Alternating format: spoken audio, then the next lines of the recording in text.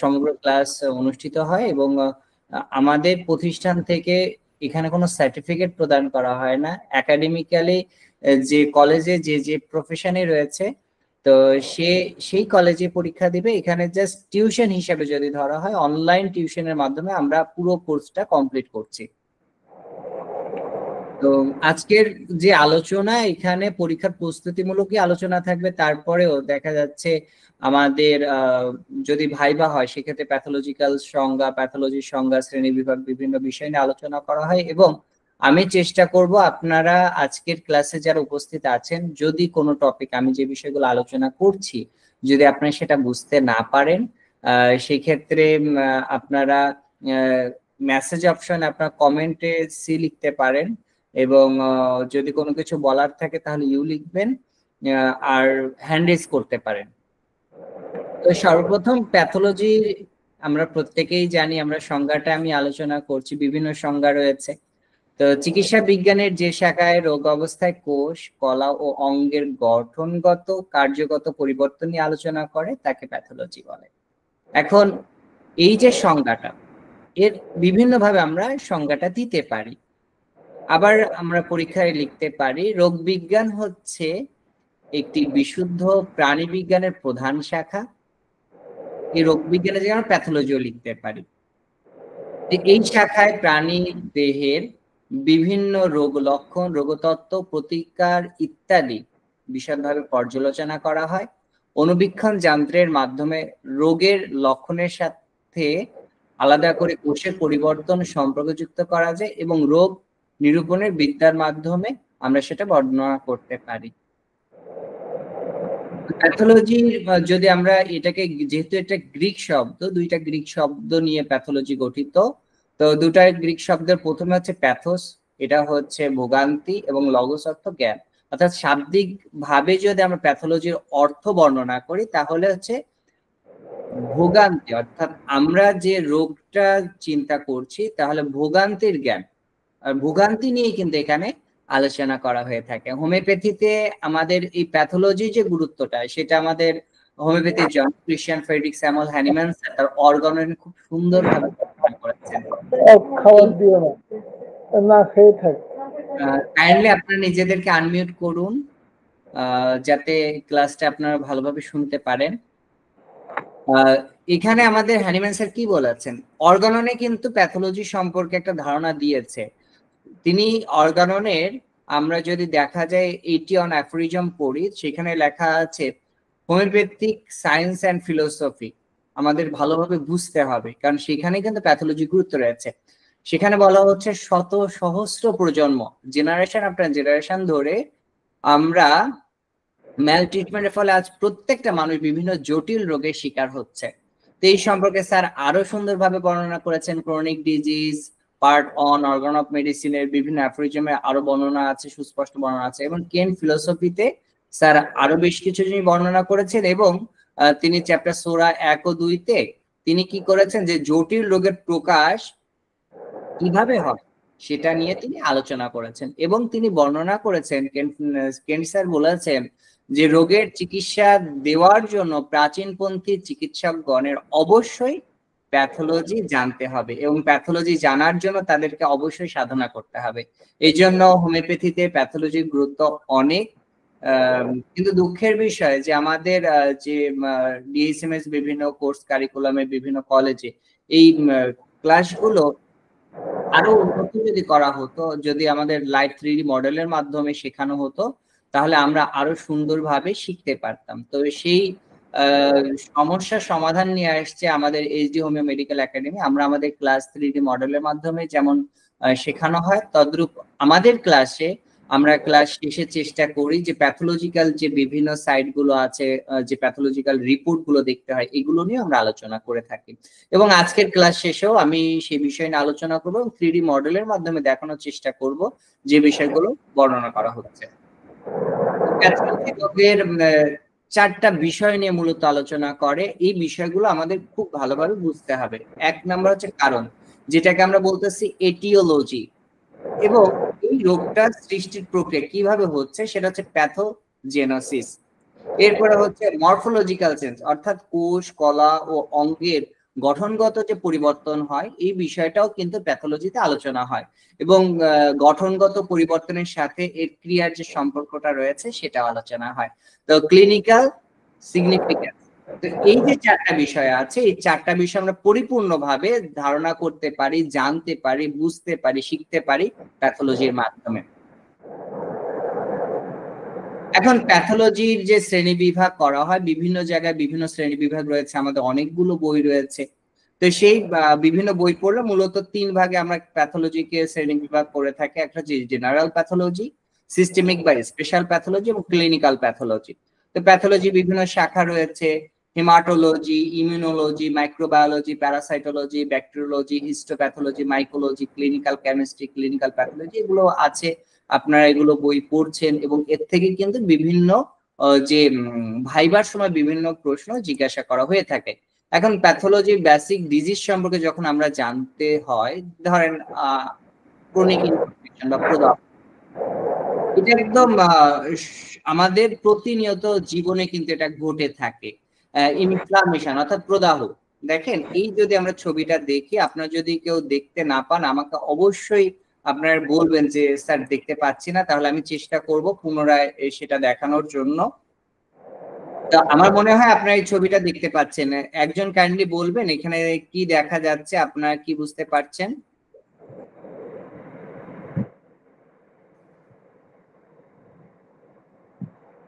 যে কেউ একজন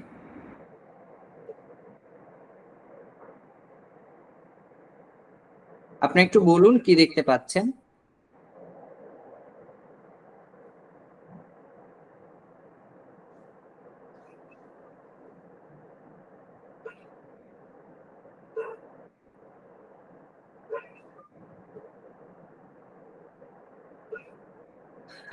আপনারা কি আমার কথা শুনতে পাচ্ছেন না? যদি শুনতে না পান তাও বলবেন, একটু কাইন্ডলি বলুন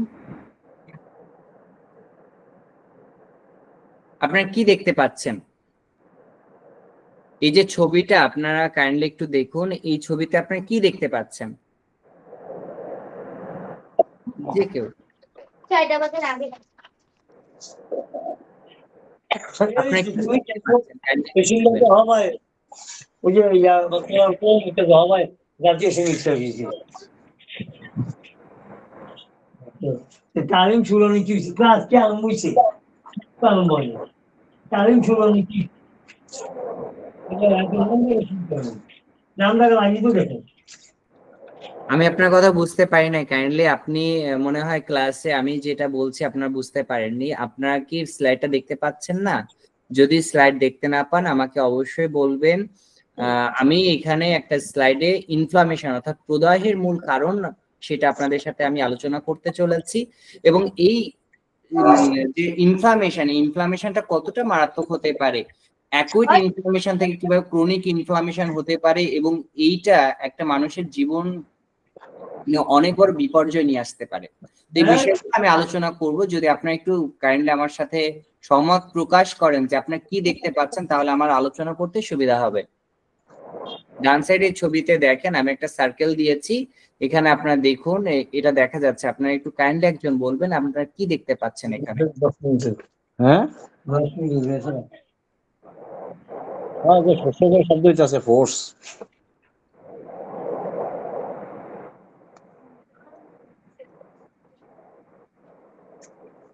মোটর চালানোর দরকারই হয়নি।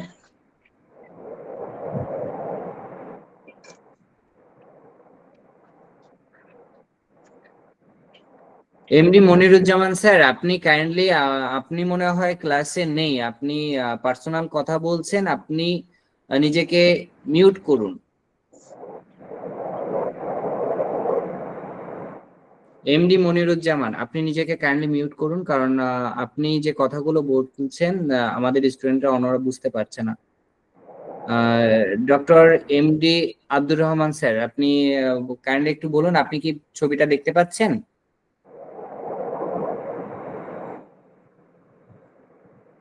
হ্যাঁ আমি আপনাকে দেখতে পাচ্ছি, আপনি কি এই স্লাইডটা কি দেখতে পাচ্ছেন? কাইন্ডলি একটু বলবেন।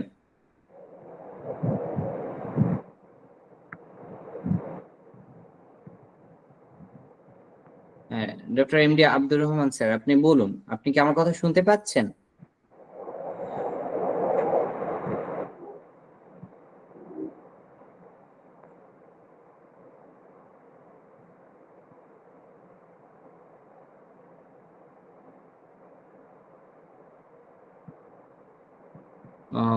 পরিমল, আপনি পরিমল, আপনার নাম দেখতে পাচ্ছি। আপনি কাইন্ডলি আমার কথাটা যদি শুনতে পান, আপনি একটু রেসপন্স করেন।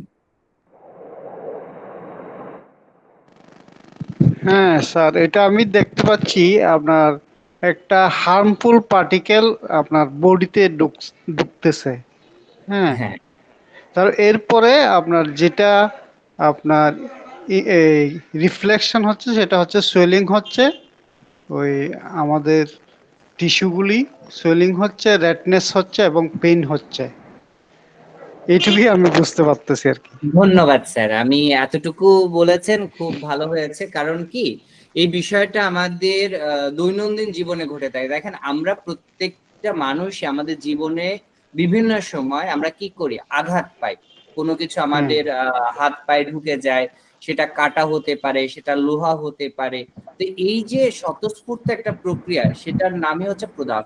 আপনার শরীরে কিছু ঢুকলো, হার্মফুল যে কোনো কিছু, আপনার সেটা সূচালো কোনো কিছু যদি ঢোকে, সেটা আমাদের অ্যাকুইট ইনফ্লামেশন তৈরি করে। এই না অ্যাকুইট ইনফ্লামেশন যখন তৈরি হয়, আহ, তৈরি হওয়ার পরে M doctor MD Abdur Rashid, আমি বলবো আপনি নিজেকে মিউট করে ফেলুন, কারণ আপনি আপনার ওখান থেকে নয়েজ হচ্ছে। আর যদি আপনি পারেন আমাদের সাথে একটু কোঅপারেট করুন, আপনি কথা বলুন, তাহলে আমাদের জন্য সুবিধা হবে। আমরা যে টপিকটা নিয়ে আলোচনা করছি, এই বিষয়ে যদি আপনার কোনো কিছু বলার থাকে তাহলে আপনি বলতে পারেন, না হলে নিজেকে মিউট করে রাখুন। তো দেখেন, আমাদের শরীরে যখন আঘাত লাগছে, তো এই যে আঘাত লাগলো, একটা কোনো কিছু আমাদের শরীরে ঢুকলো, ধরেন কোনো কিছু ফুটলো, বা কোনো জায়গায় কেটে গেল, বা আমাদের পুড়ে গেলে যে থেতলানো যে একটা ভাব তৈরি হয়, তো এই যে বিষয়টা থাকে, এই বিষয়টার হচ্ছে অ্যাকুট ইনফ্লামেশন, সেই জায়গাটা ফুলে যায়। এই যে ফুলে যায়, ফুলে যাওয়ার ভিতরে আমাদের শরীরের ভিতরে বিভিন্ন প্রকার রাসায়নিক পদার্থ যেগুলো আমাদের শরীরে থাকে, এই রাসায়নিক পদার্থের উপর যদি আমরা চিন্তা করি, বেশ কিছু পরিবর্তন হয়ে থাকে। এবং এখানে আমাদের শরীরের বিভিন্ন জীবাণু বা ব্যাকটেরিয়া এখানে যাইতে পারে, এবং দেখা যাচ্ছে এখানে যদি কোনো প্রকার পরজীবী যদি আক্রমণ করে, তাহলে কি হয়, ওই জায়গাটা সংক্রমিত হয় এবং ওটা ফুলে যায়, ওইখানে ব্যথা হয়। ওই যে এই যে ব্যথা হয়, ফুলে যায়, এই যে ইনফ্লামেশন হয়, এটা কিন্তু যখন বেশ কিছুদিন থাকে, তখন সেটা ক্রনিক ইনফ্লামেশন হয়। এবং এই ক্রনিক ইনফ্লামেশন থেকে কিন্তু আস্তে আস্তে আস্তে সেটা সেপটিক হয়ে যেতে পারে, ওইখান থেকে কিন্তু গ্যাংগ্রিন পর্যন্ত হয়ে যেতে পারে। এবং গ্যাংগ্রিন হয়ে গেলে সেখানে কিন্তু কাটা লাগে। অনেকেই আমরা জানি গ্যাংগ্রিনের ট্রিটমেন্ট, যেটা নেক্রোসিস বলা হচ্ছে, এই গ্যাংগ্রিন যদি হয়ে যায়, অনেক ক্ষেত্রে যখন সেটা সিভিয়ার স্টেজে চলে, যখন মারাত্মক হয়ে যায়, তখন কিন্তু ওই আঙ্গুলটা, ওই পাটাই কিন্তু কেটে ফেলতে হয়। কিন্তু শুরু হলো কিন্তু এই ছোট্ট একটা কিছু আমাদের পায়ে ফোটার মাধ্যমে, বা একটা ছোট্ট একটা ইনজুরির মাধ্যমে। তো আজকের আলোচনার পরে আমার দৃঢ় বিশ্বাস আপনারা এই বিষয়টা খুব সহজে বুঝতে পারবেন, এবং আমাদের বডি মেকানিজম, আমাদের ডিফেন্স পার্ট কিভাবে কাজ করে সেটা আপনারা জানতে পারবেন। যেহেতু আজকের আলোচনাটা আমাদের যারা প্যাথোলজি পরীক্ষা দিবে তাদের জন্যই আমি মূলত বেশ কিছু বিষয় আলোচনা করব। তো আমরা চেষ্টা করব, যেহেতু 2023 সালে পরীক্ষাই হবে 2024-এর শেষে এসে, তো যেহেতু 23 সাল, আমরা বেজোড় সংখ্যার যে আমাদের যে প্রশ্নগুলো আছে, 2021 সালের যে পরীক্ষা হয়েছে সেই প্রশ্ন, 2019 সালের প্রশ্ন, এই প্রশ্নগুলো আমরা কি করব, ভালোভাবে রপ্ত করব, এবং আমরা বারবার করে প্র্যাকটিস করব। যদি কোনো প্রশ্নে আপনাদের কোনো সমস্যা থাকে, আপনারা আমাদের সাথে যোগাযোগ করতে পারেন। এবং আমাদের যারা নিয়মিত স্টুডেন্ট রয়েছেন, তাদেরকেই বলছি যে আপনাদের যে কোনো সমস্যা হলে আপনি পার্সোনালি আমাকে জানাবেন। আমি চেষ্টা করব আপনাদের সেই টপিক অনুসারে পুনরায় আলোচনা করার জন্য। যেহেতু আমাদের এই সকল টপিকে আলোচনা হয়ে গেছে, এখন যেহেতু পরীক্ষার প্রস্তুতি নেওয়া হচ্ছে, আপনারা যে বিষয়টা মনে করেন দুর্বল রয়েছেন, যে বিষয়টা আপনাদেরকে আরো ভালোভাবে জানতে হবে, সেটা আপনারা আমাকে বলবেন, এবং আমি চেষ্টা করবো সেই অনুসারে আলোচনা করতে। তো আজকে যে প্রশ্নটা অনেক বেশি এসেছে 2019 সালে বলেন, 2021 সালে বলেন, সেটা হচ্ছে শক। তো এই শক নিয়ে কিন্তু আপনার বেশ কিছু প্রশ্ন আসছে। সেখানে আপনার প্রথমত জিজ্ঞাসা করা, শক কাকে বলে? আমরা শকের কথা চিন্তা করলে ইলেকট্রিক শকের কথাই মনে পড়ে, যে আমরা কোনো একটা জায়গায় স্পর্শ করছি ইলেকট্রিক ডিভাইসে, আমরা একটা তড়িৎ শক খেয়েছি। তো এই বিষয়টা যেমন আমাদের মনে পড়ে, কিন্তু আমাদের মেডিকেলে আমাদের শকের সংজ্ঞাটা রয়েছে, সার্কুলেটিং ব্লাড ভলিউম ও ভাস্কুলার বেডের মধ্যে অসামঞ্জস্যতা হেতু দেহের যে অবস্থা সৃষ্টি হয় তাকেই শক বলে। এখন সাধারণভাবে যদি আমাদের শরীরে কোনো আঘাত লাগে বা অপারেশন হয় বা যে কোনো একটা দুর্ঘটনা যদি ঘটে, তখন কি হয়, আমাদের যে কোনো কারণে যদি আমাদের আমাদের যে শরীরটা রয়েছে, শরীরের হৃদযন্ত্র বা মস্তিষ্ক যখন আক্রান্ত হয়, তখন আমাদের ভাইটাল ফোর্স বা যেটাকে আমরা সঞ্জীবনী শক্তি বলছি, যেটা আমাদের শরীরকে চালাচ্ছে, বা আমাদের ইমিউন সিস্টেমকে যে শক্তি থাকে, অর্থাৎ ইমিউন সিস্টেম যে শক্তির বলাইতে চলে, সেই শক্তির যদি পতন হয় বা অবস্থা এমন হলো যেখানে আমাদের ভাইটাল এনার্জি যদি কমে যায়, তখন যে শারীরিক বিপর্যয় ঘটে তাকেই কিন্তু শক বলে। এই গুলো ভাগ রয়েছে, শ্রেণী বিভাগ রয়েছে। তো শ্রেণী বিভাগের মধ্যে মূলত যদি আলোচনা করা আপনার প্রশ্নে আসে যে শকের শ্রেণী বিভাগ বর্ণনা করো, তাহলে আমরা সেই ক্ষেত্রে লিখব শ্রেণী বিভাগ অবস্থা ভেদে শক হচ্ছে কয় প্রকার? দুই প্রকার, প্রাইমারি শক এবং আমাদের দ্বিতীয় নাম্বার হচ্ছে সেকেন্ডারি শক।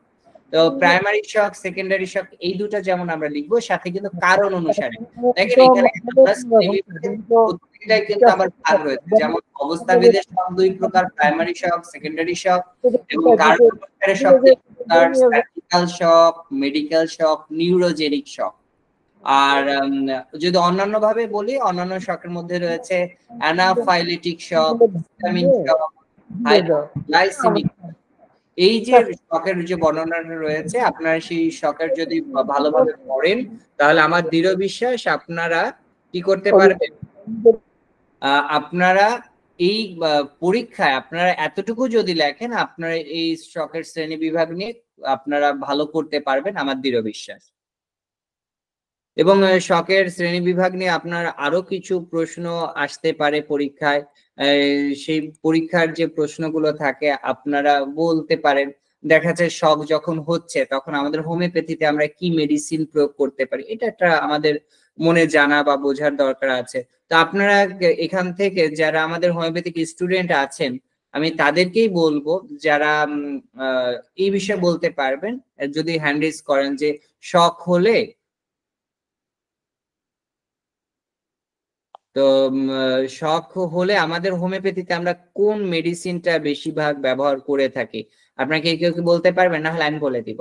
এখান থেকে যদি কেউ থাকেন আপনার কাইন্ডলি বলুন, কারণ শক এর যে ট্রিটমেন্ট, এই ট্রিটমেন্ট প্রসিডিউরে কিন্তু আমরা কি করে থাকি, বিভিন্ন হোমিওপ্যাথিক মেডিসিন দিয়ে থাকি, এবং এর যে প্যাথোলজিক্যাল যে দিকগুলো আছে আমাদেরকে জানতে হবে, কারণ এর ট্রিটমেন্ট প্রসিডিউর জানতে গেলে আমাদের প্যাথোলজিক্যাল বিষয়গুলো খুব ভালোভাবে জানতে হয়। এরপরে যদি আমরা এটা ভালোভাবে জানি, তাহলেই কিন্তু আমরা খুব সুন্দর সহজে আমরা শকের ট্রিটমেন্টটা করতে পারবো, আমরা বর্ণনা করতে পারবো, আমাদের চেম্বারে যে রোগীগুলো আসছে তাদেরকে সুস্থ করতে পারবো। এবং মানুষের যে একটা চিন্তা চেতনা থাকে যে আমরা হোমিওপ্যাথিতে ট্রিটমেন্ট করছি, হয়তো বা এখানে সময় লাগবে, অনেক ক্ষেত্রে ক্রিটিক্যাল সিচুয়েশনে শকের ট্রিটমেন্ট হলে এখানে কিন্তু হোমিওপ্যাথিতে আসে না। এখন এই যে যদি এই কারণটা থাকে, তাহলে আমাদেরকে শকের কারণটা তাকে প্রশ্ন করে জিজ্ঞাসা করে নিতে হবে যে আসলে আপনার এই যে শকটা হলো বা আপনার সামনে যে পেশেন্টটা আসলো, সেই পেশেন্টটার মূল কারণটা কি, কি কারণে শক হয়েছে। তো সেক্ষেত্রে আপনি জিজ্ঞাসা করার পরে সে বলতে পারে যে তার রক্তক্ষরণ হয়েছে, যেমন প্রচুর পরিমাণে ব্লিডিং হয়েছে, ব্লিডিং এর কারণে তার শক হয়েছে, মারাত্মক আঘাত লাগতে পারে, হতে পারে সে বাসের থেকে পড়ে গেছে বা যে কোনো জায়গা। আবার অপারেশন করা হয়েছে, অপারেশনের সময় প্রচুর পরিমাণে ব্যথা পেয়েছে, ব্যথা পাওয়ার পরে সে শক হয়ে অজ্ঞান হয়ে গেছে, আগুনে পুড়িয়ে যেও কিন্তু শক লাগতে পারে, বিষ পান, সাপে যখন মানুষকে কামড় দেয় তখনও সে শরীরে একটা শক হয়। এবং কঠিন রোগের কারণে শক পেতে পারে এবং ভয় বা শোকের থেকেও শক লাগতে পারে এবং আমাদের ইলেকট্রিক শক যেটা আছে সেটাও লাগতে পারে। তো ইলেকট্রিক শকের ক্ষেত্রেও কিন্তু আমাদের হোমিওপ্যাথিক মেডিসিন রয়েছে এবং খুব ভালো কাজ করে, যেমন কফিয়া। ঠিক আছে, এই মেডিসিনটা কিন্তু ইলেকট্রিক শক এবং ইলেকট্রিসিটি আমাদের একটা মেডিসিন আছে, যে মেডিসিনটা ইলেকট্রিক শক খাওয়ার পরে যদি তার শরীরে বিভিন্ন কমপ্লিকেশন তৈরি হয়, তার হাত পায়ে কাঁপা শুরু করে, সেক্ষেত্রে কিন্তু আমরা ইলেকট্রিসিটি মেডিসিনটাও প্রয়োগ করতে পারি। তো এখন শক হলে আমরা লক্ষণ বা কি দেখে বুঝবো যে এই রোগীটার শক হয়েছে? তো দেখা যায় তার মুখমণ্ডলটা যদি আমরা দেখি, মুখমণ্ডলটা বিবর্ণ বা ফ্যাকাশে হয়ে গেছে এবং শরীর থেকে খুব বেশি তার ঘাম ঝরছে, অস্থির হয়ে পড়েছে বা হঠাৎ করে শরীর শীতল হয়ে গেছে বা ঠান্ডা হয়ে আসছে, এই লক্ষণটা দেখা যেতে পারে। অনেক সময় দেখা যেতে পারে রোগীর সমগ্র শরীর নীল হতে শুরু করেছে। এবার যদি আপনি পালস রেট ধরেন, আপনি যদি হাতে চাপ প্রয়োগ করে পালস দেখতে চান, দেখবেন যে তার পালসটা খুব দুর্বল অথবা খুব দ্রুত পালস হচ্ছে। স্বাভাবিক যে পালস থাকার দরকার তার থেকে পালসটা অনেক আস্তে রয়েছে। এরপরে তার শ্বাস প্রশ্বাসের যে অবস্থাটা থাকে সেটা খুব দুর্বল হচ্ছে, লো পালপিটেশন হচ্ছে। এরপরে অনেক সময় হতে পারে রোগী আবোল তাবোল বলতে পারে অথবা তার প্রস্রাব বন্ধ হয়ে যেতে পারে। এই বিষয়গুলো কিন্তু শকের লক্ষণ। এখন এর সাথে আমরা আরো কিছু তার শরীরের চিহ্ন যেটা দেখে বুঝতে পারি তার শরীরে একটা অস্থিরতা ভাব রয়েছে, অস্থিরতা দেখা যেতে পারে, রোগী অজ্ঞান হয়ে যেতে পারে, যেটা সেন্সলেস হয়ে যায়, তখন আপনাকে কি করতে হবে অ্যাকিউট ইমার্জেন্সি ক্ষেত্রে সেই বিষয়টা আপনাকে জানতে হবে। এরপর শরীরে ঘাম থাকতে পারে। তারপরে আপনার যেহেতু অনেক সময় আছে যদি চেম্বারে নিয়ে আসে, সেক্ষেত্রে আপনি ব্লাড প্রেশার মেপে দেখবেন যে তার ব্লাড প্রেশার ফল করেছে, অর্থাৎ তার প্রেশারটা কমে গেছে। এবার অনেক সময় আছে নারীর গতি, যেটা আপনি হাত দিয়ে দেখলেন পালস রেট, অনেক সময় কিন্তু বর্তমানে আমাদের মেডিকেল ডিভাইস রয়েছে পালস অক্সিমিটার। তো পালস অক্সিমিটার মাধ্যমে কিন্তু আমরা যখন পালস রেটটা দেখবো তখন কিন্তু সেখানে অস্বাভাবিকতাটা আমাদের পালস অক্সিমিটারে ধরা পড়ে। এবার শকের যে জটিলতা রয়েছে, প্রশ্নে আসলো যে শকের জটিলতা বর্ণনা করো বা শকের জটিলতা লিখো। তো সেই ক্ষেত্রে আমরা কি করতে পারি? সেই ক্ষেত্রে আমরা লিখবো যে হাইপোথ্যালমিয়া। হাইপোথ্যালমিয়া এটা কি? আসলে আমাদের দেহের যে উত্তাপ, এটা যদি স্বাভাবিকের থেকে অনেক কমে যায় সেটাকে বলা হচ্ছে হাইপোথ্যালামিয়া। এরপরে ধরেন অ্যাসিড বেস যেটা বলে ডিস্টারবেন্স যদি হয়, আমাদের যে রক্ত পরীক্ষা করলে অনেক সময় আছে কি পিএইচ অস্বাভাবিক হয়ে যায়, কারণ প্রত্যেকটা আপনি দেখেন পানির পিএইচ রয়েছে, প্রত্যেকটা খাবারের একটা নির্দিষ্ট পিএইচ মান রয়েছে, সেটা যদি অস্বাভাবিক হয়ে যায়, যদি অ্যাসিড ফর্ম বা এটা যদি পরিবর্তন হয়ে যায়, তাহলে কিন্তু বিভিন্ন জটিলতা তৈরি হয়। এরপর আছে হাইপোক্যালেমিয়া, অর্থাৎ রক্তের পটাশিয়ামের পরিমাণটা দ্রুত কমে যায়। এরপরে হচ্ছে হাইপোক্যালেমিয়ার মধ্যে আপনার রক্তের ক্যালসিয়ামের পরিমাণ কমে যায়। একটা হচ্ছে ক্যালসিমিয়া আর একটা হচ্ছে ক্যালিমিয়া। ক্যালিমিয়াতে হচ্ছে হাইপোক্যালিমিয়াতে হচ্ছে পটাশিয়াম কমে যাচ্ছে, আর হাইপোক্যালসিমিয়াতে হচ্ছে ক্যালসিয়ামের পরিমাণ কমে যাচ্ছে। এরপরে ক্লটিং প্রবলেম দেখা দিতে পারে, অর্থাৎ রক্ত জমাট বেঁধে যাচ্ছে। এই এই কয়টা কিন্তু আমরা শকের যে জটিলতা আছে এগুলো আমরা পাই, প্রশ্নে কিন্তু বিভিন্ন সময় এসে থাকে বা এসেছেও। ধরেন আপনার শকের চিকিৎসা, এবার যতই বলি না কেন আমাদের চিকিৎসাটা জানতে হবে এবং পরীক্ষার প্রশ্নে আসলে আপনাদের সেটা লিখতে হবে। তো শকের চিকিৎসা ও ব্যবস্থাপনা লিখে, এই প্রশ্নটা বেশ কয়েকবার আসে বা আমরা যদি প্রশ্ন দেখি, আমাদের 2019 সালে শকের সংজ্ঞা শ্রেণী বিভাগ রয়েছে এবং 2021 সালে আসছে শকের জটিলতা সমূহ এবং হাইপোভলমিক শকের কারণ বর্ণনা করার কথা বর্ণনা করা রয়েছে। এবং 2019 সালে হচ্ছে শকের শ্রেণী বিভাগ বর্ণনা করার কথা বলা আছে, শকের প্যাথোলজি বর্ণনা করো বা অ্যাক্টিভ ও প্যাসিভ ইমিউনিটির মধ্যে পার্থক্য। এই দুইটা ধরেন আপনার রয়েছে। তা আমি সেই বিষয়গুলো আলোচনা করে যাই, তাহলে আপনাদের জন্য আমি মনে করি আরো সহজ হবে। এখন যেহেতু আমাদের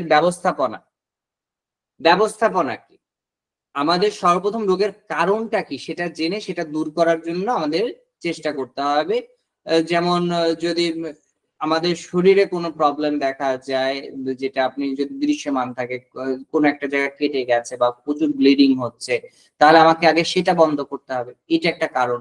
তো ধরেন ইলেকট্রিক শক লেগে গেছে, এখনো সে ইলেকট্রিক শক খাচ্ছে, বা যে ডিভাইসের কারণে তার যদি প্রবলেম হয় সেগুলো আগে দূর করতে হবে।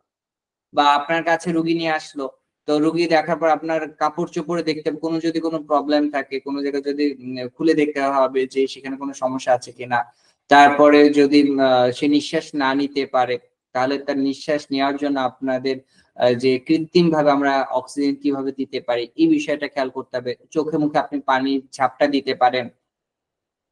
তারপরে আপনি তার নিঃশ্বাস কেমন হচ্ছে সেটা আপনি দেখতে পারেন। অনেক সময় আছে রোগীকে চিৎ করে পা উপরের দিকে উঁচু করে রাখতে হয়, মাথাটা নিচু রাখতে হয়। এইটা রয়েছে বিভিন্ন যে শকের কারণ অনুসারে আমাদের সমাধানে নিতে হবে, এবং আমরা রোগীকে অবশ্যই বলে দিব কি করতে হবে। একে হসপিটালাইজেশন করার কথা আমরা বলবো, কারণ রোগীর যদি আপনি বুঝতে না পারেন তাহলে সেই রোগীকে আপনি চেম্বারে দেরি করবেন না, তাকে হসপিটালাইজেশন করার জন্য আপনি বলে দিবেন। এবং অবস্থা ভেদে অনেক সময় গ্লুকোজ বা যদি প্রচুর পরিমাণে আপনার স্যালাইন দেওয়া লাগতে পারে, সেক্ষেত্রে আপনার অবস্থা বুঝে ব্যবস্থা নিতে হবে। এবং যদি পা অত্যাধিক ঠান্ডা হয়ে যায় তাহলে পা গরম করার জন্য আপনার পায়ে স্যাক দিতে হবে, বা পা ঘষে আপনি যদি গরম করতে পারেন সে বিষয়ে খেয়াল করতে হবে। এখন হাসপাতালে পাঠাতে তো হবে এটা আপনি জানেন, কিন্তু আপনার যেহেতু চেম্বারে আসছে ইমার্জেন্সি, আপনি লক্ষণ সাথে সাথে দেখা যাচ্ছে কার্বোভেজ, তারপর যদি সেপটিক হয়ে যায় হাইপেরিকাম, এই ধরনের মেডিসিন দিতে পারেন। তো এই ওষুধগুলো আপনি তার অবস্থা অনুসারে আপনি দিবেন এবং তাকে বলবেন অবশ্যই দ্রুত তাকে কি করতে হবে, হসপিটালাইজেশন করতে হবে। এবং এর প্যাথোলজি কিন্তু পরীক্ষায় আসছে, আমি তো বললাম যে প্যাথোলজি কিন্তু আপনার যেহেতু প্রশ্নে আসছে এই প্রশ্নটা আপনার একটু খেয়াল করেন যে শকের প্যাথোলজি বর্ণনা করো। দেখেন শকের বাংলা যদি বলা হয়, আমরা অনেকেই অনেক জায়গায় কিন্তু কিছু আমাদের দেশীয় নাম আছে, যেমন অভিঘাত। অভিঘাতও অনেক সময় লেখা থাকতে পারে যে অভিঘাতের বর্ণনা করো। তো সেই বিষয়টা যদি আমরা বুঝতে না পারি তাহলে কিন্তু আমরা সঠিক উত্তর লিখতে পারবো না। তো শকের প্যাথোলজি বর্ণনা করো যদি লেখা থাকে বা প্রশ্ন আসে, সেই ক্ষেত্রে আমরা লিখবো যে মাত্রায় এন্টিজেন প্রয়োগ করলে শক হয় সেই মাত্রা প্রয়োগ করলে হিস্টামিনের বিষক্রিয়ার মতন তীব্র লক্ষণ দেখা যায়। শকের মাত্রা এন্টিজেনের সম্পর্কে কতগুলো প্রয়োজনীয় তথ্য জানতে হবে, যেমন নির্দিষ্টতা। সব এন্টিজেনই সকলের ক্ষেত্রে সমান রিয়াকশন বা শক ঘটায় না। যে এন্টিজেন যার পক্ষে শক ঘটায় তাকে ওই ব্যক্তির পক্ষে একটি স্পেসিফিক এন্টিজেন বলা হচ্ছে। তো এই এন্টিজেন গুলো দিতে হয়, শক হলে অনেক সময় রক্তে আপনার এগুলো দেওয়া হয়। তো মাত্রা কি, তো শকের জন্য যে মাত্রাটা প্রয়োজন এটা একজন রোগী অবস্থা অনুসারে, এটা ক্লিনিক্যালি আমার ট্রেনিং এর মাধ্যমে শেখানো হয়, পরীক্ষায় বিস্তারিত না লিখলেও চলে। তো আপনি দ্রুত অ্যান্টিজেন প্রয়োগ করলে শক হয় এতটুকু লিখবেন। দ্রুত প্রয়োগের ফলে অ্যান্টিজেন বা অ্যান্টিবডি প্রতিক্রিয়ার ফলে দেহের ক্ষতি হয়ে থাকে। বা অসম্পূর্ণ অ্যান্টিজেন বা হ্যাপটেন, অসম্পূর্ণ অ্যান্টিজেনের কিন্তু অনেক সময় লেখা হয় হ্যাপটেন।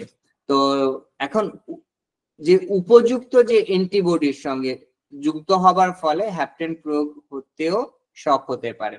অ্যান্টিজেনের সঙ্গে মিশিয়ে যদি হ্যাপটেন অর্থাৎ অসম্পূর্ণ অ্যান্টিজেন হয় তাহলে সেইরূপ ক্রিয়া করতে পারে না, তাহলে কি হবে না আমাদের, তাহলে শক হবে না। কিন্তু এর ফলে এমন একটা অবস্থা সৃষ্টি হয় যেটা অ্যান্টিজেন প্রয়োগেও শক এর যে সমস্যাটা, এই সমস্যাটা কিন্তু দূরীভূত হয় না। তো এই আরেকটা প্রশ্ন আসছে আপনার, হাইপোভলমিক শকের সংজ্ঞা, কারণ ও লক্ষণ লিখো। তো হাইপোভলমিক শক কি? দেহের প্রবাহিত যে রক্তের পরিমাণ, আমাদের যে ব্লাড সার্কুলেশন হচ্ছে, আমি 3D মডেলের মাধ্যমে দেখানোর চেষ্টা করব। তো দেহে যে রক্ত প্রবাহ এই যে স্বাভাবিকের চেয়ে যদি কমে যায় তাহলে আমাদের শরীরে যে শক হয় সেটাকে বলা হচ্ছে হাইপোভলমিক শক।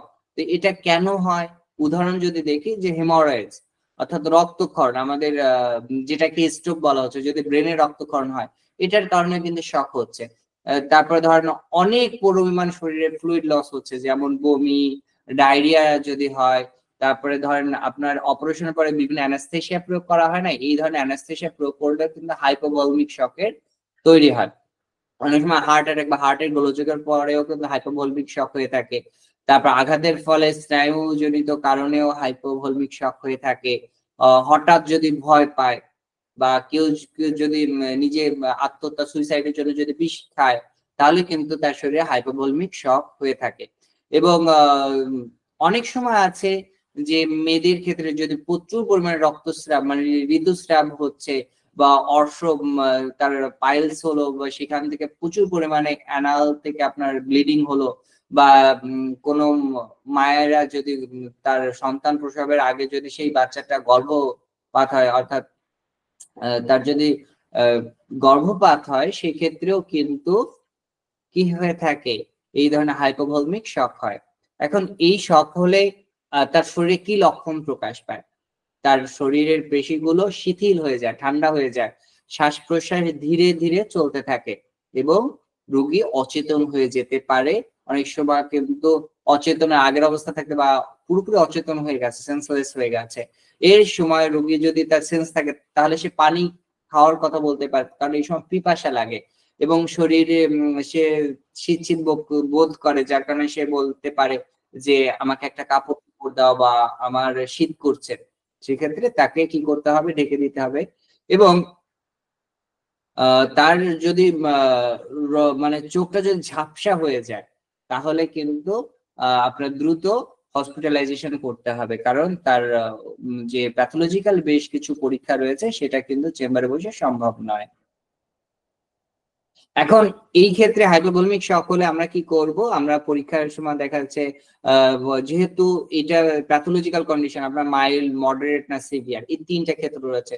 সেক্ষেত্রে রক্তের প্রথরবিহীন যে টাইমটা আপনার এটা পরীক্ষা করতে দেওয়া হয়।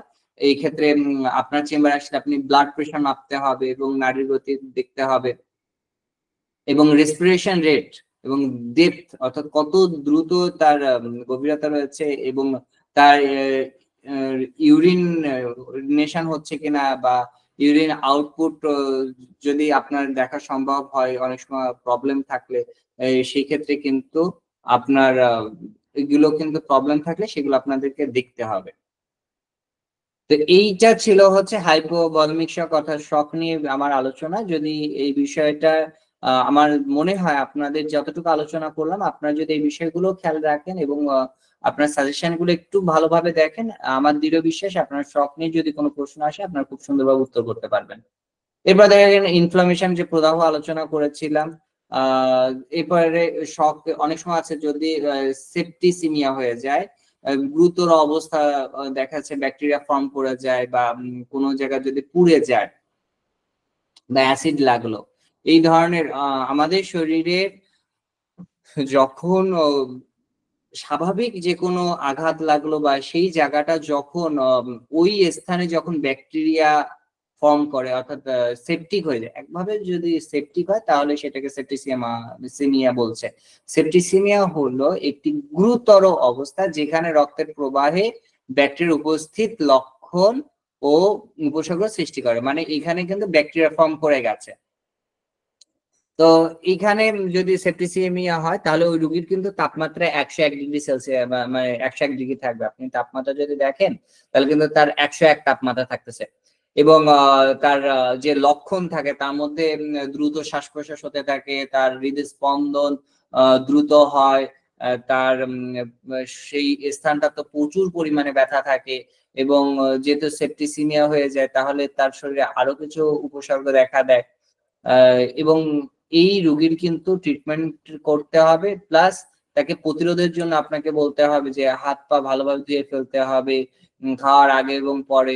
অসুস্থ ব্যক্তিকে যদি কেউ স্পর্শ করে তাহলে এই জায়গাটা যদি ধরে তাহলে তাকে অবশ্যই অ্যান্টিসেপটিক যে ধরনের ডিটল, স্যাভলন এই ধরনের যে আমাদের হ্যান্ড স্যানিটাইজার রয়েছে সেগুলো দিয়ে ভালোভাবে হাত ধুতে হবে এবং ইনার কাপড় চোপড় গুলো কিন্তু অবশ্যই কি করতে হবে?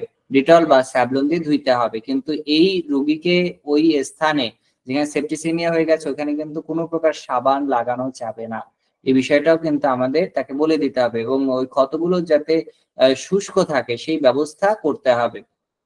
এবং এক্ষেত্রে টক্সিমিয়া, সেপ্টিসিমিয়া বা রক্ত যখন খারাপ হয়ে যায় তখন কিন্তু আমাদের ওই স্থানে কিন্তু আমাদের হোমিওপ্যাথিক মেডিসিন কার্যকর, কিন্তু আপনাকে অবশ্যই তার কিছু প্যাথোলজিক্যাল টেস্ট করায় নিতে হবে, কারণ সেপ্টিসিমিয়ার পরেই কিন্তু গ্যাংগ্রিন হয়ে যায়। গ্যাংগ্রিন হলো আমাদের যে কোষটা ছিল সেপ্টিক হলো ওই জায়গাটার কোষটা মৃত হয়ে গেল, অর্থাৎ ওই জায়গাটার কোষটা মরে গেছে, অর্থাৎ এই যে গ্যাংগ্রিনের কিন্তু বেশ কয়েকটা ভাগ রয়েছে।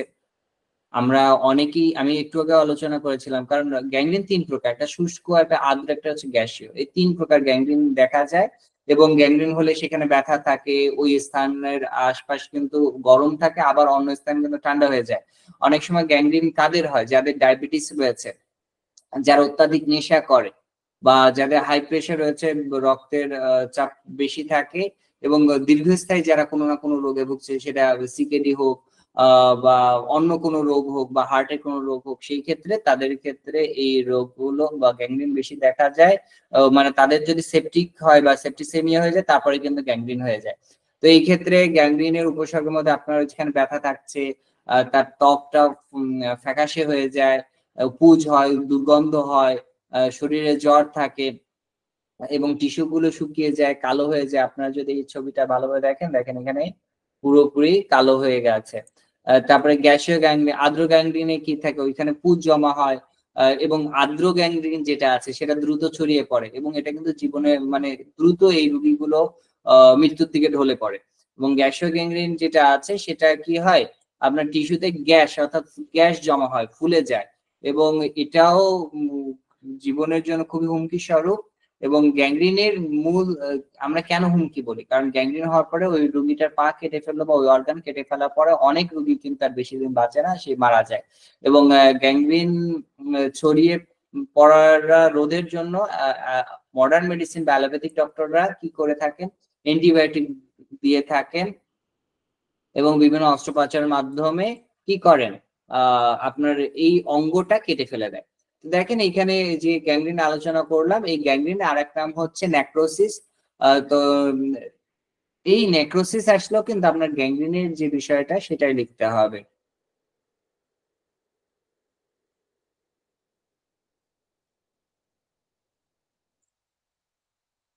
তো ইংরেজিতে যে সংজ্ঞাটা আছে সেটা আমার কাছে বেশি ভালো লাগে, যে necrosis or death of body tissue is known as gangrene. এইটুকু আমার কাছে বেশি ভালো মনে হয়। বা কোষের মৃত কোষ আমরা যদি চিন্তা করি, তো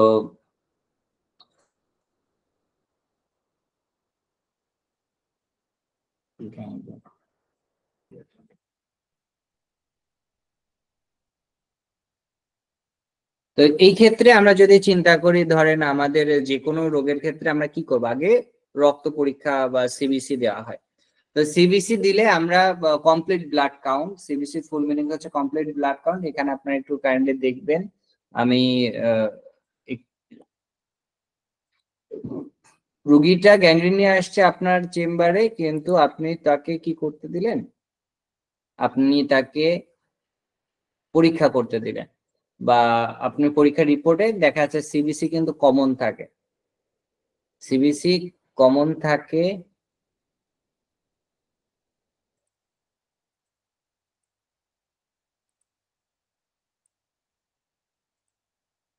এখানে আমার মনে হয় আপনারা প্রত্যেকেই কম বেশি সিবিসি রিপোর্ট এর আগেও দেখেছেন। তো এখন বলতে পারবেন কেউ সিবিসি তে মূলত কি কি থাকে? সিবিসি রিপোর্টে কি কি উপাদান থাকে বা কি কি আমাদের দেখতে হয়? কেউ কি বলতে পারবেন এখানে? থাকলে হ্যান্ড রেজ করুন।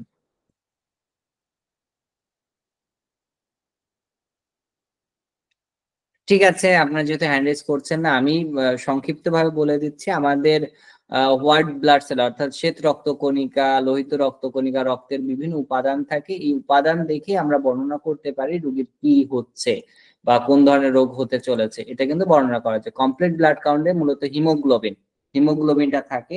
এখানে দেখেন ব্লাড সেলের মধ্যে আমরা যদি ডাইনে দেখি, এটা neutrophil, eosinophil, ব্যাসোফিল, lymphocyte, monocyte, macrophage, আমার এরিথ্রোসাইট, প্লাটিলেট, এইগুলো রয়েছে। এখন এখানে মূলত 14টা উপাদান থাকে। যেমন ডেঙ্গু জ্বর হলে প্লাটিলেট দ্রুত কি করতে থাকে? কমতে থাকে, বা এটা আমরা জানি। তো এই প্লাটিলেটটা কিন্তু আমরা কমপ্লিট ব্লাড কাউন্ট অর্থাৎ সিবিসি পরীক্ষার মাধ্যমে আমরা দেখতে পাই। তো এই বিষয়গুলো কিন্তু আমাদের জানা লাগবে। একজন অ্যানিমিয়া হচ্ছে, অর্থাৎ রক্ত কমে যাচ্ছে, তাহলে আমাদের হিমোগ্লোবিনের পার্সেন্টেজটা সেখানে কম থাকে। এবং আমাদের এই যে রিপোর্টটা যদি আমরা ভালোভাবে দেখি,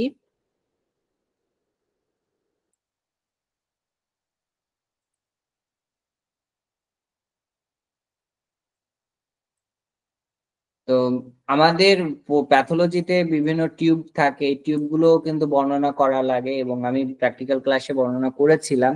তো আজকে যেহেতু সময় স্বল্পতা রয়েছে, আমি আপনাদের জাস্ট রিপোর্টগুলো দেখাচ্ছি। তাহলে সিবিসি শর্ট ফর্মে একটা রিপোর্ট করা হয়, লং ফর্মে রিপোর্ট করা হয়। এই যে রিপোর্টটা, এটা হচ্ছে শর্ট ফর্মের রিপোর্ট। তো আমাদের এইটা হচ্ছে লং ফর্মের রিপোর্ট, অর্থাৎ এখানে আপনার প্লাটিলেট রয়েছে, আপনার ডাব্লিউবিসি কাউন্টের যেমন লিম্ফোসাইট, লিউকোসাইট, ব্যাসোফিল, ইসিনোফিল, এইগুলোর পরিমাণ কি পরিমাণ রয়েছে সেটার তেমন সাথে রয়েছে ইএসআরটা এখানে বর্ণনা করা আছে এবং প্লাটিলেটের কথা বর্ণনা করা আছে। এটা হচ্ছে কমপ্লিট ব্লাড কাউন্ট ফুল, অর্থাৎ সম্পূর্ণটা। অনেক জায়গায় আছে শর্ট ফর্মে করে, যেখানে প্লাটিলেট থাকে না। তারপরে আমাদের ইউরিন টেস্ট, এগুলো প্যাথোলজিতে বর্ণনা করা, বিভিন্ন রিপোর্ট দেখে আমরা সহজে বুঝতে পারি কি রোগ হয়েছে, তার প্রোটিন যদি যায় তাহলে কোন কোন রোগ হচ্ছে, এগুলো কিন্তু আমাদের রোগ অনুসারে জানার প্রয়োজন হয়।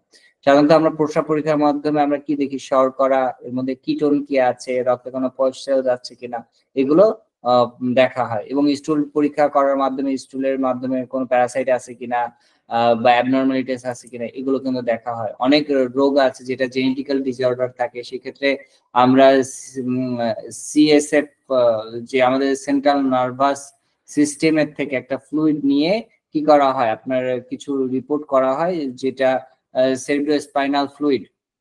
এই টেস্ট করে কিন্তু অনেক জেনেটিক রোগের নির্ণয়ের জন্য এটা করা হয়। তো প্যাথোলজিক্যাল বিভিন্ন ইনস্ট্রুমেন্টের আমাদের জানতে হবে।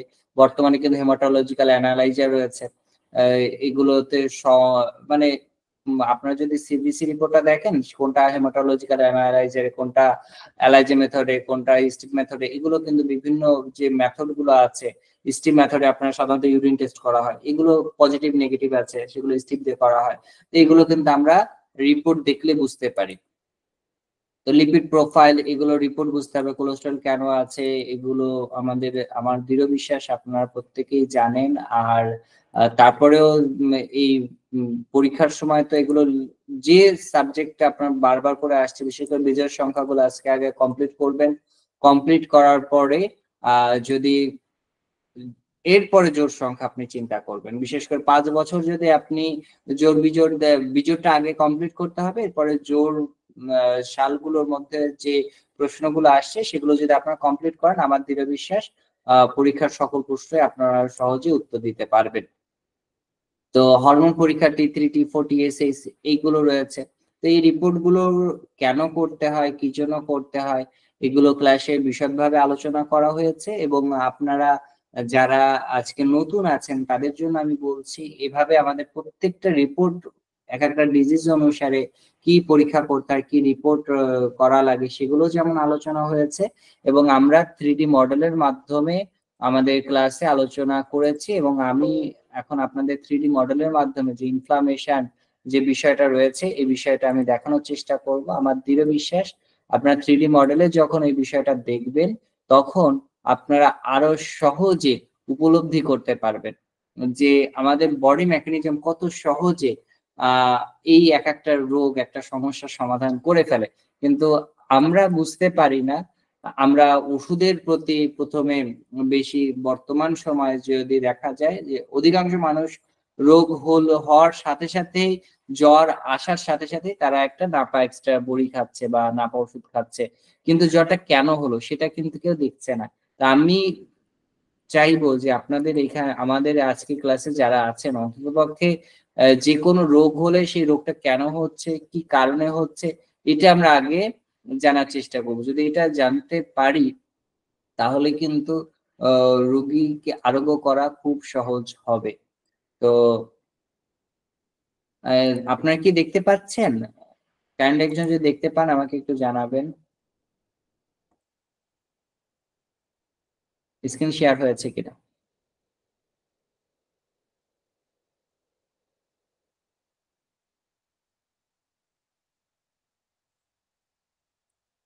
Soft tissue organs in the body repair injury through a multi-step process that begins as platelets from torn vessels work to form a mesh-like clot and blood loss. Inflammation in the area occurs as tissue repair begins in the damaged area. Mast cells release histamine that dilates blood vessels and increases blood flow to the repair site. White blood cells, called neutrophils, and macrophages work to consume bacteria and remove damaged tissue and debris. As bacteria and dead cells are removed, the proliferative phase of wound healing begins. Fibroblasts build new tissue by secreting collagen that takes the shape of the original tissue. During remodeling, the final phase of wound healing, the tissue created by the fibroblasts matures and regains its normal function. তো আমার মনে হয় আপনারা দেখতে পেয়েছেন, নাহলে আমি পুনরায় ভিডিওটা আবার রিপ্লে করি। ভালোভাবে দেখুন, আমাদের যে ইনফ্লামেশন ছিল, অর্থাৎ কোনো একটা জায়গায় আমাদের ধরেন কিছু একটা ফুটলো বা কেটে গেল, Inflammation in the area occurs as tissue repair begins in the damaged area. Mast cells release histamine that dilates blood vessels and increases blood flow to the repair site. White blood cells, called neutrophils, and macrophages work to consume bacteria and remove damaged tissue. এটা কিন্তু macrophage. Macrophage কি করে? Bacteria খেয়ে ফেলে। আমাদের body মেকানিজমে এমন কিছু উপাদান রয়েছে যেগুলো আমাদেরকে জানতে হবে যে আমাদের হোমিওপ্যাথিক ওষুধ কাজ করে কিভাবে। দেখেন, হোমিওপ্যাথিক ওষুধ যদি সঠিকভাবে প্রয়োগ করেন তাহলে ওই জায়গাটা একদম ভরাট হয়ে যাবে এবং সেখানে কিন্তু কোনো দাগ থাকবে না। দেখছেন, আপনারা একটু কাইন্ডলি দেখেন, কোনো একটা জায়গা কেটে গেল, সেই ক্ষেত্রে মডার্ন মেডিসিনের যেমন 4 সেলাইয়ের জায়গা আপনার তারা সেলাই করছে এবং সেই সেলাই জায়গা কিন্তু একটা ক্ষত হয়ে থাকে, একটা দাগ থাকে। হোমিওপ্যাথিক মেডিসিন দিয়ে যদি আমরা ওই জায়গাটা ট্রিটমেন্ট করতে পারি তাহলে কিন্তু সেই জায়গাটায় কোনো দাগ থাকে না। তো আমরা কিভাবে সেটা করতে পারবো সেইগুলো কিন্তু আপনার ক্লাসে বর্ণনা করা হয়েছে। আর আপনারা যারা আছেন, আমার দৃঢ় বিশ্বাস আপনারা এগুলো নিয়ে ভালোভাবে স্টাডি করবেন, বই পড়বেন। এবং যদি নতুন কেউ থেকে থাকেন, আমাদের জানুয়ারি সেশনে তো আমাদের নিয়মিত ক্লাস হচ্ছে, তদ্রূপ আমাদের এই বিষয়গুলো যেমন 4th ইয়ার আমার সার্জারি সাবজেক্ট রয়েছে। আপনারা যারা 3rd ইয়ারে পরীক্ষা দিচ্ছেন, পরীক্ষা শেষে যদি আপনারা মনে করেন যে না, এই বিষয়গুলো আমাদের 3D মডেলের মাধ্যমে দেখলে আমরা সহজে শিখতে পারবো, বুঝতে পারবো, তাহলে আমার দৃঢ় বিশ্বাস আপনারা এইভাবে আমি যে মডেলের মাধ্যমে দেখাচ্ছি, দেখেন হার্ট অ্যাটাক এখানে যদি আমরা বুঝি বা স্ট্রোকটা কিভাবে হচ্ছে, এর মূল কারণটা কি, তাহলে কিন্তু আমরা 3D মডেলে যখন দেখবো, এরপরে যখন আমরা পড়বো, বইটা পড়বো, তখন কিন্তু আমাদের খুব সহজেই আমরা মনে রাখতে পারবো। তার ট্রিটমেন্টটাও আমাদের যখন করব তখন কিন্তু আমাদের মনে থেকেই তখন কিন্তু ওই বিষয়টা আমরা বারবার করে স্ট্রোক কেন হলো বা এই যে রক্তের, আপনারা কি ভিডিওটা দেখতে পাচ্ছেন? কাইন্ডলি একটু বলবেন, না দেখতে পারলে বলবেন। স্যার এখন তো দেখা যাচ্ছে না। Cuts off blood supply to part of the organ, destroying brain tissue and causing neurological damage. Another type of stroke, hemorrhagic stroke, occurs when an artery in the brain bursts, causing blood to flow into the brain. ঠিক আছে, আসলে network problem ছিল, তো আমি পুনরায় ভিডিওটা open করি। Stroke কি করে হয়? ধরেন বর্তমানে মানুষ যে তেল বা চর্বি জাতীয় খাবার খাচ্ছে, এগুলো বিভিন্ন আর্টারিতে জমে যাচ্ছে। আমাদের চর্বি জমে যায়, আমরা শুনেছি যে চর্বি জমছে, তো চর্বি মানে একটা ব্লকেজ হলো। এরপর রক্ত যেটা আছে, সেই রক্তটা যখন আমাদের ব্রেনে চলে যাচ্ছে তখনই কিন্তু ব্রেন স্ট্রোক হচ্ছে। তো এই বিষয়গুলো আমরা শুধুমাত্র পড়বো না, আমরা দেখবো, বুঝবো এবং এর ট্রিটমেন্ট প্রসিডিউরটা জানবো। জেনে আমরা প্রত্যেকটা রোগীকে আরোগ্য করার জন্য আমাদের যে সর্বোচ্চ প্রচেষ্টাটা, কারণ এই ধরনের স্ট্রোকের পেশেন্ট আপনার এমআরআই দিতে হয়, এমআরআই রিপোর্ট কিভাবে পড়তে হবে, এমআরআই রিপোর্টের কি কি দেখা লাগে, এই বিষয়গুলো কিন্তু আমাদের ক্লাসে আমরা আলোচনা করেছি। আমার যে প্যাথোলজি ক্লাস, আমি যতদূর সম্ভব আমি চেষ্টা করেছি এই বিষয়গুলো বিস্তারিত আলোচনা করার জন্য। তারপরেও আমাদের যে স্টুডেন্টরা আছে তাদের যদি কোনো বিষয়ে কোনো প্রশ্ন থাকে তাহলে আপনারা অবশ্যই ক্লাসে করবেন। এবং এখানে যারা নতুন আছেন তাদের মধ্যে থেকে আজকের আলোচনায় যদি কোনো প্রশ্ন থাকে আপনারা করতে পারেন। আজকে যে বিষয়গুলো আমি আলোচনা করলাম, এই আলোচনা যদি আপনাদের কোনো কিছু জানার থাকে আপনারা করলে আমি সেটার উত্তর দেওয়ার চেষ্টা করব।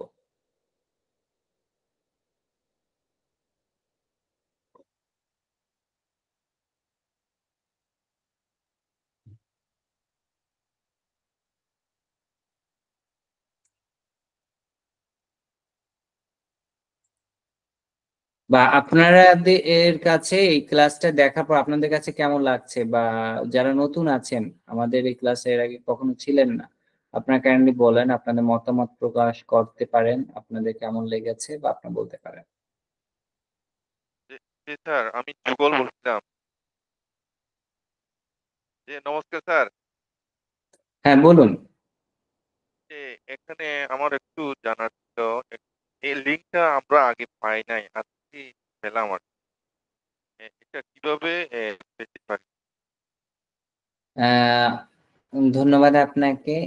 অ্যাকচুয়ালি এটা হচ্ছে এইচডি হোমিও মেডিকেল একাডেমির যে আমাদের ক্লাসগুলো হয়ে থাকে, এটা হচ্ছে একটা টিউশন, অনলাইন টিউশন। তো তো এখানে যারা কোর্সে ইনরোল করেছিল তাদের জন্য আমাদের পুরো বছরে আমরা এটা ক্লাস নিয়েছি, আর আপাতত যেহেতু পরীক্ষার প্রস্তুতিমূলক ক্লাস চলছে, এই জন্য এটা সকলের জন্য উন্মুক্ত করা হয়েছে। তো আপনি কোন কোন ইয়ারে পড়ছেন যদি কাইন্ডলি একটু জানাতেন, বা আপনি পাশ করে গেছেন?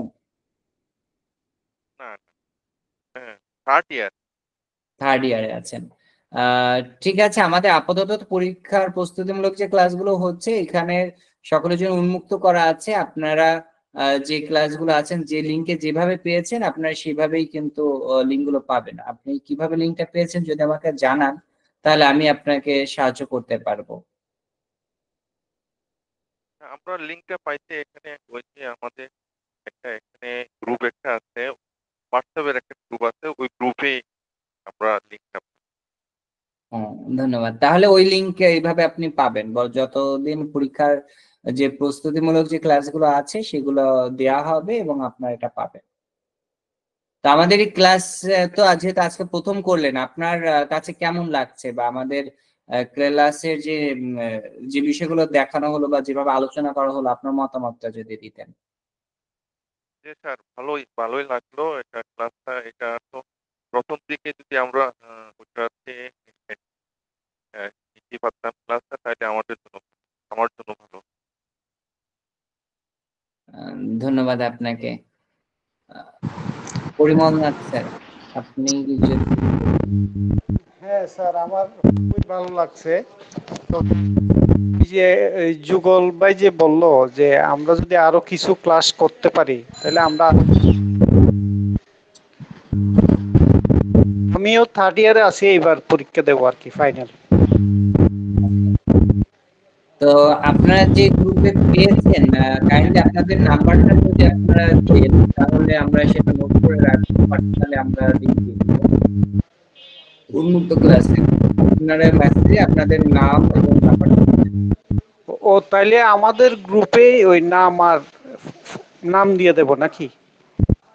অ্যাকচুয়ালি আপনি এইখানেই লিখতে পারেন, মানে এটা তো সরাসরি আমি ক্লাস নিচ্ছি অথবা আমার ক্লাসের আমি নিশ্চয়তা দিতে পারি যে আমার যে অনলাইনে যে ক্লাসগুলো রয়েছে, যেটা সকলের জন্য উন্মুক্ত থাকবে, আমি পার্সোনাল আপনাদের লিংক দিতে পারি। আমি ও সেজন্য আচ্ছা আচ্ছা যদি মেসেজ আপনাকে আপনাদের নাম এবং নাম্বারটা দিই।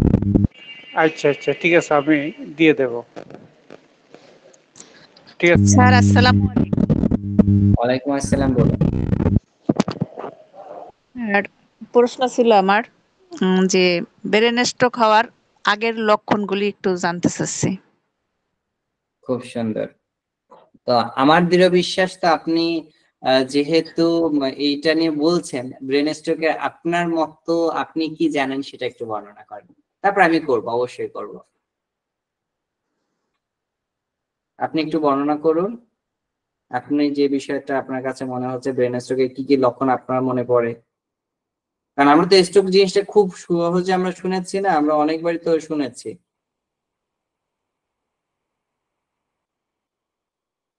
বলেন। স্যার আপনার মুখ থেকে শুনতে চাই। আপনি আগে বলুন, তারপরে আমি অবশ্যই বলবো। আপনি আগে বলুন।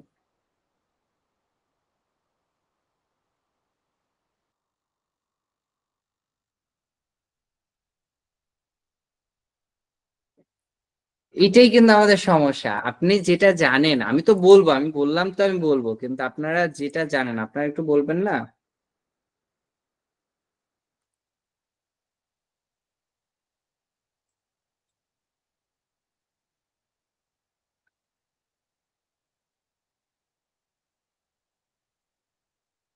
আপনি প্রশ্ন করলেন, তা আপনার এই বিষয়ে যা আপনি জানেন সেটা আপনি বলেন, আমি তো অবশ্যই বর্ণনা করবো। আপনার কথা বলার পরে আমি বর্ণনাটা করব, কারণ আমি জানতে চাই যে আপনি কতটুকু জানেন বা সেই বিষয়টা, কারণ আলোচনা তো অনেক বর্ণনা আছে।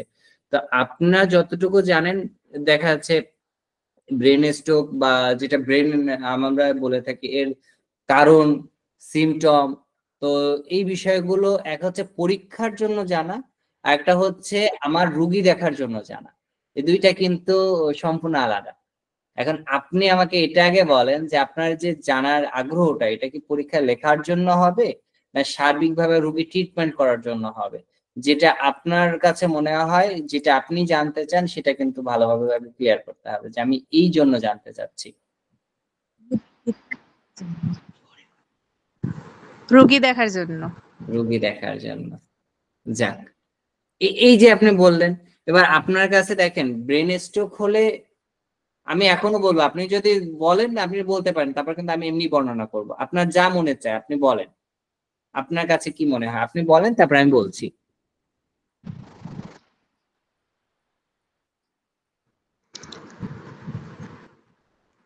দুশ্চিন্তা থেকে হতে হতে পারে, আপনি পারে। এটা লক্ষণ বললেন বা কারণ বললেন, এটা কিন্তু কারণ বলে ফেললেন। তা আপনার প্রশ্ন ছিল তো লক্ষণগুলো, তাই না? ঠিক আছে, সমস্যা নেই। আপনি আমাকে যেটা আপনার মনে আছে আপনি সেটাই বলেন, তারপরে আমি বলছি, কারণ আপনি বিব্রত হয়ে যাচ্ছেন, বুঝতে পারছি। উচ্চ রক্তচাপের কারণ হতে পারে। হ্যাঁ, আর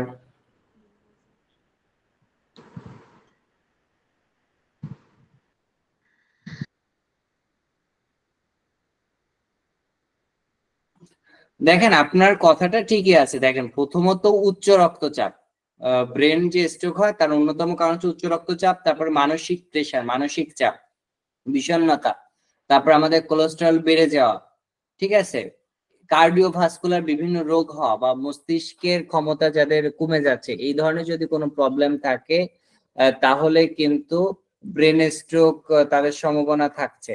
এখন ব্রেন স্ট্রোকের যে মূল লক্ষণগুলো কি, আমরা কি লক্ষণ দেখে বুঝবো যে তার ব্রেন স্ট্রোক হচ্ছে? এক বা উভয় চোখ, একটা চোখও হতে পারে, দুইটা চোখও হতে পারে, তার চোখটা ঝাপসা হয়ে যাবে এবং তার চোখে কালো দেখতে পারে বা দুইটা দুইটা দেখতে পারে, এইটা হচ্ছে তার লক্ষণ। ব্রেন স্ট্রোক হয়েছে, আপনার এই লক্ষণ বুঝতে পারবেন। এবার তার কথা বলতে গেলে অসুবিধা হচ্ছে, অর্থাৎ কথাটা আটকে যাচ্ছে, অনেক সময় আছে মুখটা বেঁকে যায়, অনেক সময় আছে জিহ্বাটা একপাশে একটু বেশি চলে আসে, এইটা দেখা যায়। এবং হাঁটা চলার সময় তার ভারসাম্যটা হারিয়ে ফেলে, তার ব্যালেন্স থাকে না, এবং রোগীর বমি বা অজ্ঞান হয়ে যায়, এবং প্রচুর পরিমাণে মাথা ব্যথা থাকে, এবং আকস্মিকভাবে একপাশ পড়ে যেতে পারে, যেটাকে আমরা প্যারালাইসিস বলি। এবং মুখের অসাড়তা বা ঠোঁটের অসাড়তা বা একপাশে খিঁচুনি হওয়া, একটু নিচু, একপাশে একটু নিচু হয়ে যাওয়া, এই ধরনের লক্ষণ কিন্তু দেখা দেয়। এখন এটা হচ্ছে মূলত লক্ষণ। এখন কারণ জানতে হবে, কারণ কি কি। দেখেন, এই কারণের মধ্যে যদি দেখা হয়, এটাকে 3 প্রকারের শ্রেণী বিভাগ করা হয়ে থাকে। একটা ইসকেমিক স্ট্রোক, এটা সব যতগুলো স্ট্রোক হয় তার মধ্যে কিন্তু ইসকেমিক স্ট্রোক যেটা হচ্ছে আমাদের যে রক্তনালী যদি এখানে অবরোধ হয়, অবরোধের কারণে যদি এটা ঘটে থাকে, তাহলে কিন্তু সেটাকে ইসকেমিক স্ট্রোক বলে। দেখ, আবার ইসকেমিক স্ট্রোককেও কিন্তু আরো কয়েকটা ভাগে ভাগ করা আছে, যেমন থ্রম্বোটিক স্ট্রোক।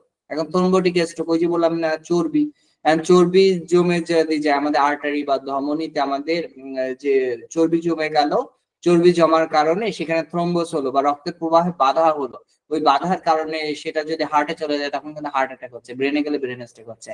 তারপর হচ্ছে অ্যাম্বলিক স্ট্রোক, শরীরের কোনো অংশে রক্ত জমাট বাঁধলো বা গ্যাসে যে বুদবুদ হয় না, তো ওইভাবে যদি বুদবুদ হয়ে যায় বা আমাদের রক্তের মধ্যে যদি গ্যাস জমে যায়, সেটা যদি মস্তিষ্কে চলে যায়, তাহলে সেটা হচ্ছে অ্যাম্বলিক স্ট্রোক হয়। আবার আরেকটা স্ট্রোক হচ্ছে, সেটা হচ্ছে ট্রানজিয়েন্ট বা ইসকেমিক অ্যাটাক বলা হচ্ছে, যেটাকে সংক্ষেপে TIA বলা হয়, ঠিক আছে। তো এর কারণে কিন্তু আমাদের সমস্যা হয়, সেক্ষেত্রে মস্তিষ্কে রক্ত চলাচলে সাময়িক বাধাগ্রস্ত হয়ে থাকে। এটা হচ্ছে আমার এরপরে ধরেন এইগুলো কিন্তু বললাম ইসকেমিক স্ট্রোকের বর্ণনা। এরপরে ধরেন হচ্ছে হেমোরোজিক স্ট্রোক, রক্তক্ষরণের মাধ্যমে যদি হয়ে থাকে, এটা কি হয় আমাদের যে মস্তিষ্কে যে রক্তনালী, রক্তনালী গুলোর মধ্যে ফুটো হওয়া বা ফেটে যাওয়ার কারণে ঘটে থাকে। বিশেষ করে অ্যানিউরিজম বা উচ্চ রক্তচাপ যদি থাকে, তাদের কি হয় যে আমাদের রক্তে যে নালীটা আছে এই নালীগুলো দুর্বল হয়ে যায়, রক্তের যে নালীগুলো আছে সেগুলো দুর্বল হয়ে যায়। তখন যদি ওষুধ খায় বা ওষুধগুলো যদি সঠিক না হয়, তাহলে সেরিব্রোভাস্কুলার রোগের যদি রোগী থাকে তাহলে কিন্তু তাদের মধ্যে হেমোরোজিক স্ট্রোক দেখা দেয়। এখন এই হেমোরোজিক স্ট্রোক বা হেমোরোজিক স্ট্রোকের ক্ষেত্রে আপনার কারণ কি? এর অন্যতম কারণ হচ্ছে স্থূলতা, ওবিসিটি। ওবিসিটি যাদের থাকে তাদের হেমোরোজিক থাকে, স্ট্রোক হওয়ার সম্ভাবনা বেশি থাকে। এবারে তারা যারা বসে থাকে, বসে বসে জীবন যাপন করে, তেমন কাজ করে না, তাদের মধ্যে থাকে। তারপরে অ্যালকোহল যারা খায়, মদ খায় বা কোমল পানীয় খুব বেশি খায়, তারপরে যারা নেশা করে, ধরেন গুল নেয়, এগুলো কিন্তু নেশা। এই ধরনের সমস্যা যদি থাকে, যাদের অত্যাধিক পরিমাণে ডায়াবেটিস রয়েছে, কোলেস্টেরল রয়েছে বা তার প্রেশার আপ ডাউন করছে, তাদের ক্ষেত্রে হেমোরোজিক স্ট্রোক হয়ে থাকে। যারা ওই যে বললাম ধূমপান বা গুল নেয় বা পান খাচ্ছে, পানে প্রচুর পরিমাণে তামাক খাচ্ছে। আবার অনেকে যাদের স্লিপ ডিসঅর্ডার, ইনসোমিয়ার পেশেন্ট, যাদের আপনার বিশেষ করে অবস্ট্রাকটিভ স্লিপ অ্যাপনিয়া যে ডিজিজটা রয়েছে, এই ধরনের যদি ডিজিজটাকে, যেটাকে আমরা ঘুমের রোগের মধ্যে অন্যতম বলছি, এই ধরনের যদি রোগ থাকে তাহলে সেই রোগের জন্য কিন্তু ব্রেন স্ট্রোক হয়ে থাকে। অনেক সময় আছে হার্ট ফেইলিয়ার হয়েছিল, কার্ডিওভাস্কুলার রোগ রয়েছে, এখন ওইটা ট্রিটমেন্ট করতে গেছে, ওইখানে হয়নি কিন্তু ওই ব্লাডটা ব্রেনে চলে গেছে, ব্রেনে যাওয়ার পরে কিন্তু স্ট্রোকটা হয়েছে। ঠিক আছে, এখন ব্রেন স্ট্রোকের জন্য যেমন আপনি মৌখিক ভাবে আপনি ওইটা একটু বর্ণনা করলাম, ওটা যেমন করবেন, সাথে আপনাকে রক্ত পরীক্ষা দিতে হবে, স্নায়বিক শরীরের পরীক্ষা শিখতে হবে, ইমেজিং পরীক্ষা দিতে হবে। ইমেজিং পরীক্ষার মধ্যে আপনি অবশ্যই সিটি, বিশেষ করে সিটি ইমেজিং যেটাকে এমআরআই বলা হচ্ছে, আপনি সিটি স্ক্যান দিতে পারেন বা এমআরআই দিতে পারেন। ঠিক আছে, আরেকটা জায়গা করা লাগে করোটিড আল্ট্রাসাউন্ড, করোটিড আল্ট্রাসাউন্ড করার আগে, আর সেরিব্রাল এনজিওগ্রাম আপনার সেরিব্রালে যদি হয়, আর যদি আপনার কার্ডিও প্রবলেম থাকে তাহলে কার্ডিওগ্রাম করা হয়। এই পরীক্ষাগুলো কিন্তু করা হয়। ঠিক আছে, আর কারো প্রশ্ন?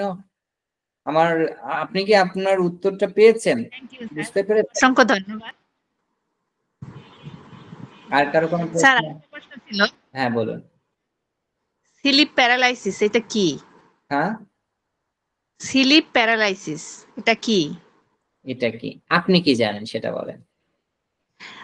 স্যার আমি জানি যে ঘুমের মধ্যে যে নড়াচড়া করতে আমি ইচ্ছে করি, কিন্তু ওগুলা কেউ শুনতে পায় না, মানে চিৎকার করতে চাই কিন্তু চিৎকারটা কেউ শুনতে পায় না বা মানে করতে পারি না, এরকম বুঝতে পারছি স্যার, আমি আর কিছু বলতে পারছি না।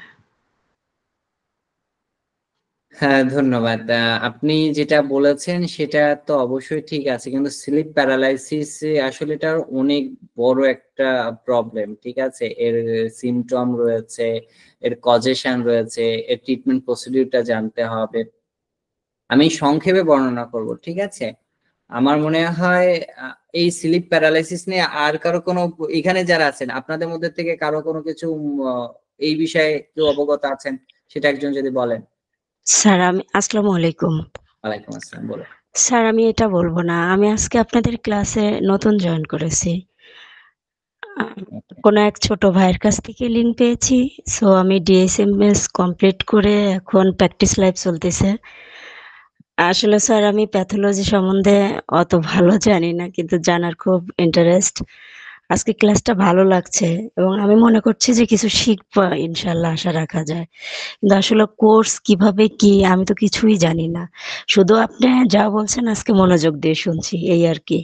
না ঠিক আছে, ধন্যবাদ। আপনার কথাটা শুনে ভালো লাগলো। আসলে এটাও ভালো লাগার বিষয় যে আমাদের পরবর্তীতে এটা প্রচার হয়েছে, আমাদের ফার্স্ট যে স্টুডেন্ট ছিল অনেকেই আজকে উপস্থিত হয়নি। মানে যারা স্টুডেন্ট তারা উপস্থিত হয়নি কিন্তু, কারণ তাদের কোর্স অনুসারে যে বর্ণনা করা হয়েছে আমার মনে হয় তাদের কাছে মনে হয়েছে যে না আমি ক্লাসেই ভালোভাবে শিখেছি, আজকে পরীক্ষার প্রস্তুতিমূলক ক্লাসে আমার না আসলেও চলবে, কারণ মূল ক্লাস তো হয়ে গেছে। দেখেন আচ্ছা এই জন্য, আর আপনারা যারা আছেন আপনারা আমার নাম্বারটা লিখে রাখতে পারেন, আমি নাম্বারটা বলছি, আপনারা আমার নাম্বারটা লিখে রাখেন। আপনাদের যদি পার্সোনালি কোনো সমস্যা থাকে এই প্যাথোলজি সম্পর্কে জানার জন্য আমি আপনাদেরকে হেল্প করব, ঠিক আছে? কি ধরনের বই পড়তে হবে সেভাবে হেল্প করব। আপনারা একটু নাম্বারটা লিখে রাখেন 019। Sir, sir please 1 minute, sir খাতাতে ছিলাম না। ঠিক আছে, আপনি খাতা খুঁজুন, আমি স্লিপ প্যারালাইসিস এর লক্ষণ নিয়ে একটু বর্ণনা করি। Okay sir.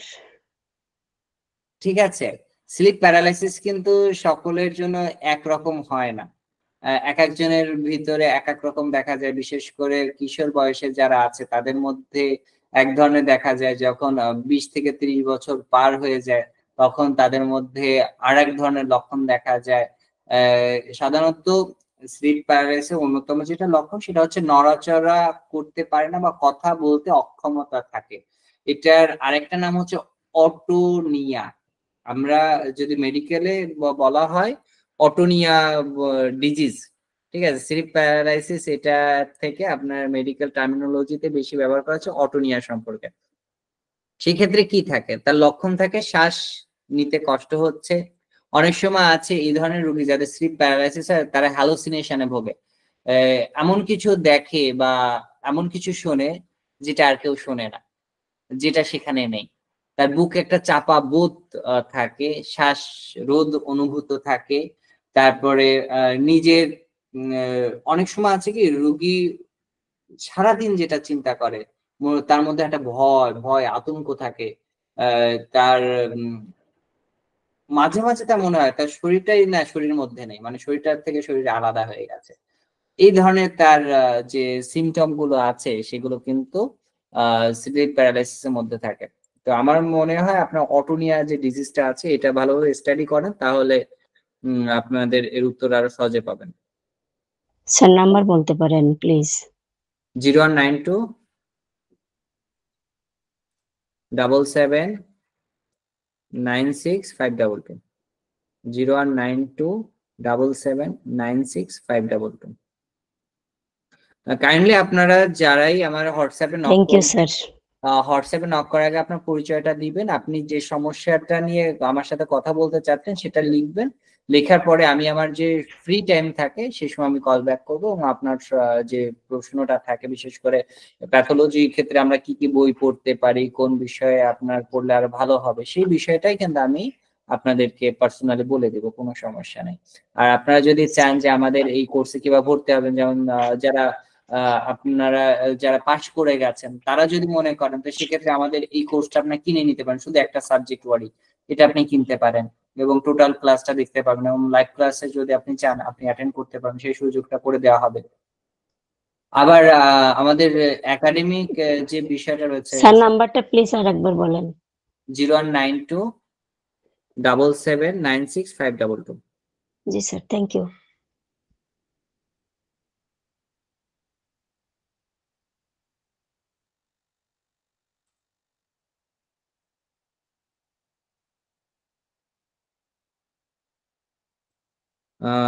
আমার মনে হয় যে ইনি আমাকে প্রশ্ন করেছিলেন, আপনি কি আপনার উত্তর পেয়েছেন?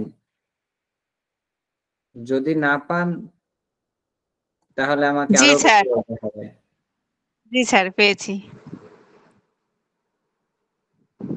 ঠিক আছে, আর কারো কোনো প্রশ্ন? না, রেকর্ডিং অফ করব?